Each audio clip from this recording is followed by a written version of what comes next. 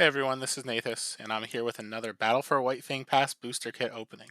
So this one's going to be a little interesting because soon AnqueGaming and I are going to be doing a sealed deck game. So this booster is going to be used to do a sealed game with AnqueGaming.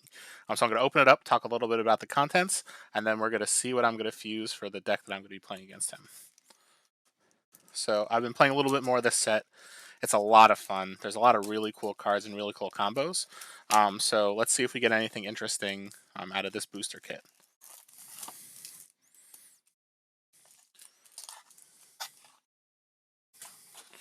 All right. So I'm going to start with the Interdeck, and then we'll see what we get.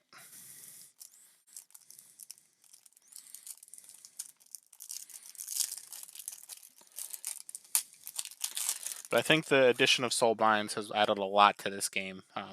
That adds a really exciting depth that I kind of wasn't ready for, because the ability to play free spells, free cards, and just some really strong abilities can be really, really good. All right, so we're starting this Utera deck with an Armored Slayer. Then we've got a Botanimate, a Brashful Elk. I really like the Brashful ability. We've got a Krogius, a Combat Raptor, a Ferocious Roar, a Patriarch's Binding, a Stegodon Alpha, a Stout Hunter, and a Torgmai Guardian. And then our Forgeborn here is going to be an Oros with Spell Surge at level 2, Scape Shift at level 3, and Spirit Bond at level 4. So this is an interesting deck right off the bat. Let me just try to get that in focus. So there's a lot of... Ooh, that's even worse of focus. There we go. So there's a lot of interesting cards here that could be very helpful for a SolForge game. So specifically, we have a good amount of removal in this deck, or we have two pieces of removal, specifically the Botanimate and the Stout Hunter. So Botanimate is just a really strong piece of removal because it can deal with some cards that can't be dealt with otherwise. So it could keep you from taking Shambler damage or things like that. It could also remove a level 3 Rumble Spark embodiment, and you can't, like, it won't come back because it's been replaced instead of destroyed. So that's an interesting card. It's just really good to have in any green deck. Brashful, like I was saying before, is an ability I really like because it gives aggressive and breakthrough. So sometimes the stats are a little lower as a result, but being able to off forge, give something aggressive, and being able to break through to deal damage either way can be really, really strong. And then the ability to slay to gain life is always going to be really good. There's a couple ways to pump your creatures, whether it's if you play creatures in the back row with the Torgmai Guardian, whether you slay with the Stegodon Alpha, or use Ferocious Roar to be able to give all your creatures power and toughness. But it's interesting because you could use your Stegodon Alpha with the Stout Hunter to fight something, slay, and then give another creature +5/+5. So there's a lot of like little synergies that you could go here, and there's just a lot of big creatures that can be strong. And then Krogias, if you can find ways to upgrade it and get to level 3 without really having to waste the level 1 play or really the level 2 play, it could be a really strong game ender. So this is a good card, especially unsealed. Being able to have that kind of safety valve of Krogias is just really good. So this is one that I could see potentially playing in the sealed. We'll see what the other decks look like, and then we'll kind of go to see where it pairs. All right, so that's our first one. So next, we're going to go with the Aloyan.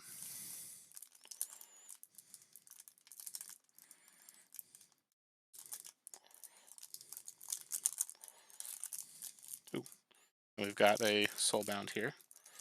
That'll be fun.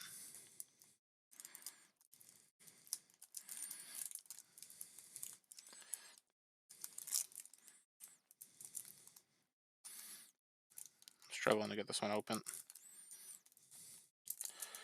There we go. Yeah, so I said this before, but I really hope they add pull tabs to some of the future sets because it'll be a lot easier to open the cards, and there's no risk of damaging them if you kind of have an easy outlet instead of having to kind of dig your fingernail. So, all right, so we're starting with an Ardent Sculptor, a Briss Machine Speaker, Gizmo, which I really like Gizmo as a card. We've got an Isolate, a Mechanizing Virtuoso, a Portotron 2000, Redact, Shield Node, Venerable Scavenger, and War Machine. And then let's look at our Forgeborn. So we've got Crux Cobalt with a Synaptic Siphon at level 2, a Precognition at level 3, and a Shattered Psyche at level 4. So then another thing to kind of note is that because of the Soulbound, the level 1 Briss brings out Brix's Workshop. So creatures in this lane are also robots. When you play a robot, put a counter on this, and if there are 5 or more counters, then you transform it. When you get to the other side, your creatures in this lane are also robots. When you play a creature in this lane, give it +3/+3. So Brix's Foundry in Brix's Workshop can be really strong, especially because this deck also has a Mechanizing card to make all your other creatures robots. So then every creature that enters throughout the game, if you have the Mechanizing out, will trigger for your Brix's Workshop to be able to potentially flip it earlier. And then on the other side, giving everything that enters +3/+3 can just be a nice advantage that doesn't go away for the rest of the game. So, and this is just a really strong card if you could get it to work. Now there's a little bit of replacement synergy, which is really nice. So you have Gizmo, which when it's replaced, it gives power and toughness like a Gizmo, but then you either get to play a Gizmo or a Mega, depending on which level your Gizmo is. And then your Ardent Sculptor, if it replaces a creature, you could play a spell for free. So you could play your removal with your Isolate or your Redact. But then also you could replace the Gizmo or one of your Gizmos with the War Machine as well to be able to give it additional attack. So there's definitely some interesting replacement synergy here. There's a lot of robots, or I guess technically a lot of robots because of the Mechanizing Virtuoso, but otherwise there's 1, 2, 3 in the deck natively, which could be good with the Brix's Foundry. Um, and then in general, Isolate can be a really, really strong removal card, especially if your opponents don't have a good lane or don't have cards next to each other in the lanes. And then Redact can remove something like a Dark Heart or something else. And it gains you life in a loin, which is pretty rare. Shield Node is a card that unfortunately I feel might be a little underpowered compared to some of the other exalts because yes, you can give a creature in that lane armor that turn, but that means you have to be able to replace an exalt. So you can't just give it to like another creature in general. Like Spirit Golem Conclave could give attack to one of the creatures, and every time a creature enters the lane, it gets the additional attack bonus and it doesn't get destroyed. Where the Shield Node, when you play a creature in that lane, you give it the armor and then destroy it. So it's like, yes, you can clear out your exalts from the lanes, but it doesn't get to stay and get more benefit. So it's like, really, it's only a procs twice instead of potentially every creature you play that game. So you really have 4 different spells here because of the exalt, the spell, and then Brix's Foundry, which is also a spell. And then when it transforms, it's basically playing another spell. So seeing that we had a deck that had a Dark Heart on the front, this could be interesting just as removal for that Dark Heart as well as ways to play free spells. So I think that's the interesting synergy here. And it's nice to see some of these Aloyan cards make this a little bit more of an attractive deck to play.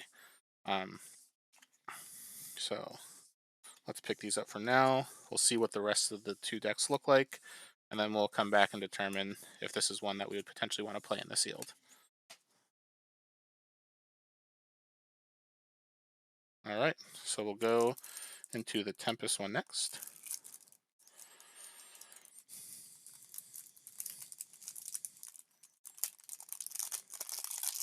There we go. All right, we're starting with an Arrogant Smash Fist. So Slay, give another one of creature's attack.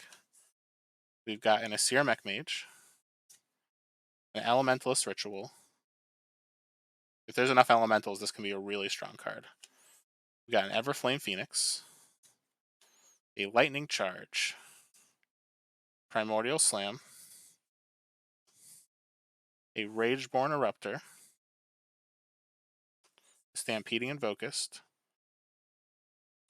a Thundercrash Field, and a Warbringer Ritual.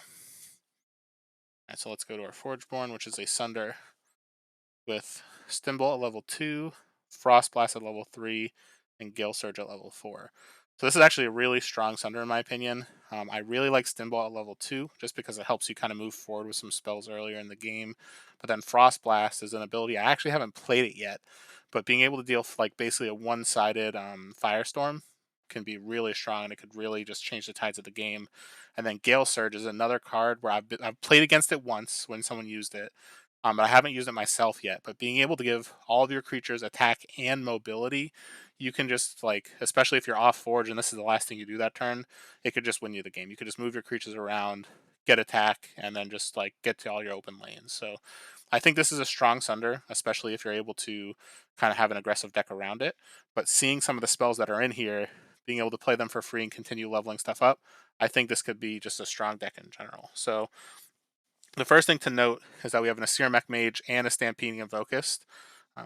Let's get focused again. So both of them, if you've played a spell, you could activate them to deal damage to a creature or player. And then the fact that the Stampeding Invocust has Breakthrough and a little bit of an increased attack stat, it could also just deal damage directly to the face. So that could be really strong. So the Rageborn Eruptor, that's one where if you play it into a lane with a Thunder Crash field, it's going to deploy, give it attack for each Exalt in play, and then trigger your Thunder Crash field, which could be really strong. And one thing to note about Rageborn Eruptor is that it's every Exalt in play, not just your own. So when I first was looking at this card, I didn't notice that it didn't say each of your Exalts, and just at each Exalt. So it's like if your opponent has like 4 Exalts out, you're going to get an additional attack depending on which level you have. So the spells here, there's 4 of them, and I would say that, or actually 5 of them. 1, 2, 3, 4, 5, and I think that they're all very strong. So Warbringer Ritual lets you make elementals because you're making spell sprites and spell swarms.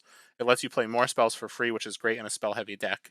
Thunder Crash Field also makes you spell sprites or spell swarms, which is more elementals. So it's like you're likely going to have elementals to deal with your elementalist ritual. And that one, just to bring this up. So if you have an elemental in play, you could choose 2 instead. Otherwise, you choose 1. So you're not basically the first thing if you pick it is the non-combat damage you deal this turn is increased by 4. Then you could deal 7 damage to a creature or player and 4 damage to all non-elementals. So if you pick 2, you could pick the first one to increase all the damage you deal that turn non-combat by 4. Then you could activate your Asir Mech Mage and your Stampeding Invocus to do an additional damage for each of those because it's non-combat damage. You could also, with that same ability, let me just get it back in focus. If you're dealing 7 to the face or 4 to all non-elementals, it will be increased by itself. So you can deal 11 to the face just with this if you have an elementalist in play. And a great thing is this combos very well with Darkheart Sorcerer as well because it increases the Darkheart damage that you can get. So in addition to all of that, Lightning Charge gives your creatures aggressive and attack, and if you get to your level 3, it gives everything aggressive and everything +9 attack. So if you have a board full of either your spell sprites or your spell swarms, you have your Everflame Phoenix out, whatever you have out on the board, you could play Lightning Charge and then just completely like turn the tide of the game. If you're behind or if you're ahead, you could potentially just win it. Because if you're off Forge, they're not ready for Lightning Charge, and then you could just give a bunch of stuff aggressive and attack. It could be just a game ending. So now the one thing to note is that there's only one warrior in the deck on this half, and it's the Arrogant Smash Fist, which again has a great attack stat, which is awesome. But every time it slays, it gives another one of your creatures additional attack.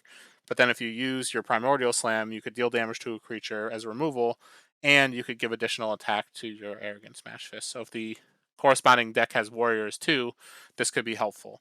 But this is an awesome deck with the Sunder and the really strong card package. I think this is, I'm probably going to be playing this as one of my 2 decks in the sealed. It's just, there's not really any cards that I wouldn't want to see. I guess really the Arrogant Smash Fist is not as strong as some of the other cards in the deck, but because of the additional power that it gets, it could just be a finisher if I play this in the back lane and I use Lightning Charge to give it aggressive. So this is really exciting one. This is one that I could see myself potentially looking to pair outside of sealed as well. Just because like the Elementalist Ritual is a card that it just excites me a lot. Especially if you get elementals in here, and this has a lot of ways to make spell sprites and spell swarms. And there's only one elemental natively in the deck, which is Rageborn Eruptor. It's one that you want to play because it does give breakthrough, and even though I only have 1 Exalt in here, a lot of times your opponents will be playing them as well. So that's an awesome deck. I'm excited about that one. And the last thing is Darkheart Sorcerer and the Necrom. So I think this might be, again, hopefully the rest of the deck is good. But this might be the perfect deck pair for that red one, and then that will be kind of my sealed deck. But let's see what we get. I don't want to get ahead of myself just looking at one card.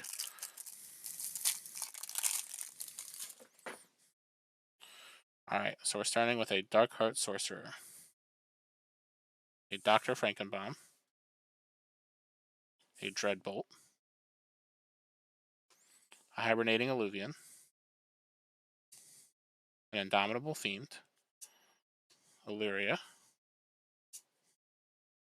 a Raging Spectre, Shadow Strength, Spite Maiden, and Varna's Pact. So I'm definitely going to play those two decks together, but I'll go into that in a second. And we have a Nyx as our Forgeborn. So it's got Dark Ritual at level 2, Dark Summoning at level 3, and Endless Death at level 4. So to kind of go into this deck a little bit, so obviously you have Dark Heart, which is whenever you play a spell, you could deal damage to a player and gain life. So it's just really strong in any spell slinging deck. Now, from a spell standpoint, there's 3 spells here, but 2 of them are removal, and one of them can be free after you play it at the cycle 1. So your Spite Maiden lets you play a spell for free, so you can kind of chain spells with your Dark Heart and level up more spells quickly. Your Varna's Pact will make you a minion, and will let you give -X equal to the number of minions you have in play. So with all the elemental creation with your spell sprites and spell swarms, you can use those and then play Varna's Pact and then use it as removal. So that's just a really nice removal card in this suite. Now, Dreadbolt is one of the better removal cards in the game. It's level gated, so you can either destroy level 1 at level 1, or a level 1 creature at level 1, a level 1 or 2 creature at level 2, or any creature at level 3. But if your opponent has like a crazy a crazy kindred card that just gets huge because they gained a bunch of life that game and it's like a 50-50. There's not many other cards that could destroy it except for something like a Dreadbolt. It's just nice targeted removal that could kill almost anything except a Krogius. So it's great to have that in any deck.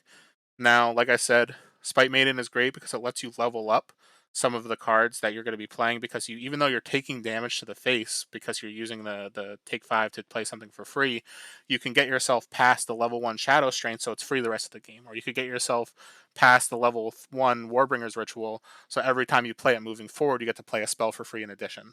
So it's like there's a lot of ways to play and chain some of your spells for free, whether it's the spell is free on its own, or the Bringer's Ritual, or the Spite Maiden let you play it for free. So that's great in terms of the ability to play spells.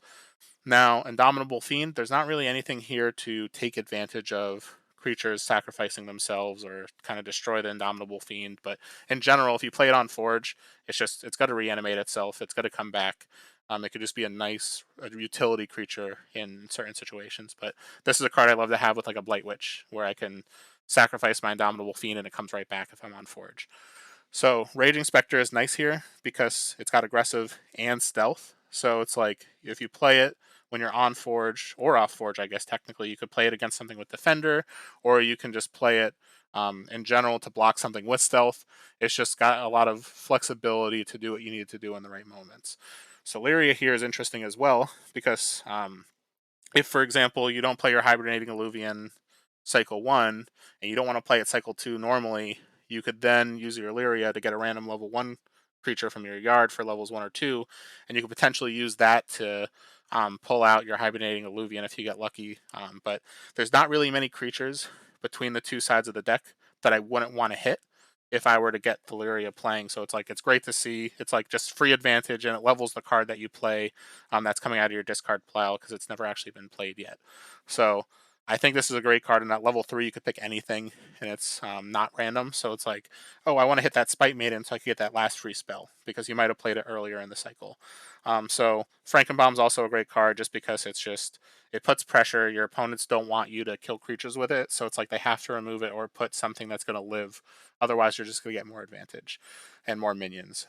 So I think this is an awesome half deck. I think it pairs perfectly with the red one that we looked at. So I'm going to lay that one out, I guess. I'm trying to think about the best way to do this. Maybe I will just kind of condense this a little bit.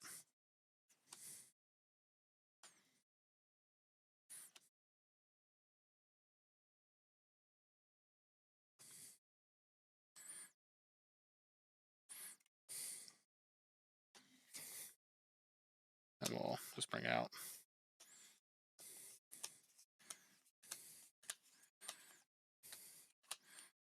All right. So looking through this deck, just to kind of talk a little bit about the interdeck synergies between the two. So first thing that's interesting, even though it doesn't really matter as much, is that there's just a lot of mages between the two decks. So we have the Invokist, we have the Mech Mage, and then we have a Spite Maiden, a Lyra, and a Dark Heart Sorcerer. So there's just a lot of mages, and mages tend to have a lot of things that either synergize with spells or just kind of some other additional abilities. So that's just nice to kind of see all of that together. So there's a lot of ways to play free spells. So I guess we'll count the number of spells first. So there's 1, 2, 3, 4, 5, 6, 7 total spells between this package. So there's a lot of opportunities to trigger your Dark Heart. There's going to be a lot of chances to be able to play things for free with your Warbringer Ritual or your Lyra, or not your Lyra, your Spite Maiden. And then plus your Sunder letting you play a spell for free too. You can potentially chain a lot of spells with Dark Heart out. So then a couple interesting things are that if you have Thunder Crash Field, every time that one of your creatures in that lane increases power, you get to deal 2 damage to the enemy player. So if you get to play a spell, for example, let's say I play an Elementalist Ritual to let all my spells or all my non-combat damage deal an additional 4 this turn. Let's say I have Darkheart out. That will make Darkheart, if it was going to deal 5 damage and gain 5 life, it will deal 5 damage plus 4. So it gets to deal 9 and I gain 5. Now let's say I also have a Spell Sprite or a Spell Swarm in the lane with a Thunder Crash Field. It's going to deal 2 damage because it's supposed to when it increases power, but then it deals an additional 4 because of the Elementalist Ritual. So that's a nice little combo for a lot of the ways to increase power. Then something like Shadow Strength or even your Lightning Charge can also increase the power of your creatures in that lane. Um, Actually, Dark Heart Sorcerer is a warrior as well, so it can be triggered off of the where is it? The Primordial Slam. If you deal damage, give a warrior +8. So if you have your Dark Heart in a lane with a Thunder Crash field, you could also use that to kind of get additional triggers off your Thunder Crash. One other cool thing as well is that when you play the level 3 Thunder Crash, you can play a Spell Swarm in each Thunder Crash field. So if you have 3 of them out, the level 1, 2, and 3, you'll get 3 Spell Swarms, which will then be able to all trigger and all deal damage equal to the increase of life, or every time it increases in power. Um, Being able to also get spell swarms or spell sprites and play spells for free in this type of deck, there's just a lot of things that say free here. And there's a lot of value where it's like you can get your level 3 Everflame Phoenix if you have the level 2 out. You could deal a lot of damage with the Mech Mage or the Invokist. It's just, there's a lot of ways to kind of have these decks synergize well together. And there's a lot of removal too. So you can use the Invokist or the Seer Mech Mage to remove creatures as well. You got the Dreadbolt, you've got the Varnus Pact.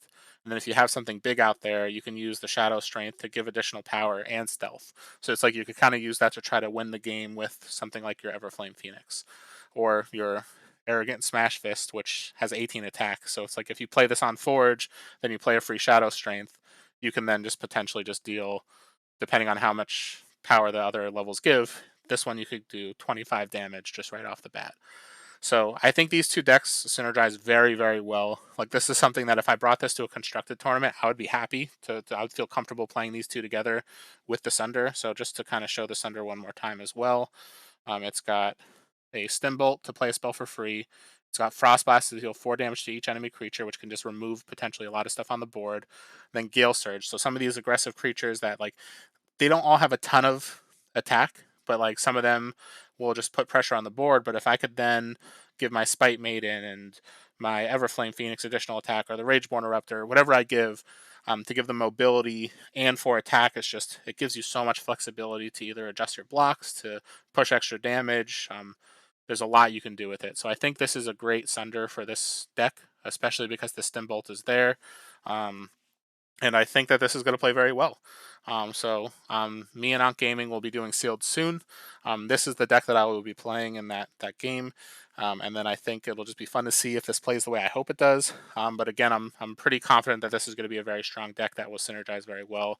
There's not many cards I could think of that if I drew them all together, I would just be like, wow, this is a bad hand. Because even if I were to try to make my worst possible hand, it would be like an Arrogant Smash Fist.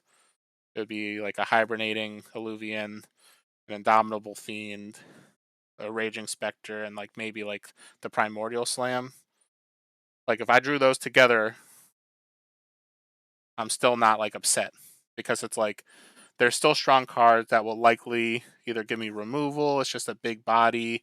We've got aggressive stealth, and like this is I would say is like the worst or one of the worst hands I could draw. Obviously, this is just me talking very quickly, but it's like the rest of the cards here, like if they're interdispersed, like if I get a couple spells with the Mech Mage or the Invocist, or just get some of the Elemental Ritual to be able to deal extra damage, it's just there's a lot of ways to gain advantage in this deck. There's a lot of ways to chain extra cards, and everything in here, almost all of it, does something extra in addition to just playing one card. So it's like there's just a lot of opportunity to gain advantage in kind of a game, especially in sealed when you're not bringing your best stuff. You're kind of limited to what you opened. So I'm very excited. I think this was just an awesome booster to open, but I think this is gonna be a really fun deck to play in sealed. So thank you all for tuning in. I will kind of post on Discord when we decide we're actually going to be doing this match, and I'll be posting the replay of the match on YouTube as well. And I know AnqueGaming will also post his side of the game as well. So keep an eye out for that. I think that'll just be a lot of fun to see. I think I got very lucky with the decks that I opened as well, so I'm definitely excited. But thank you for tuning in. I'll be posting some more content soon, and until then, I'll see you guys next time.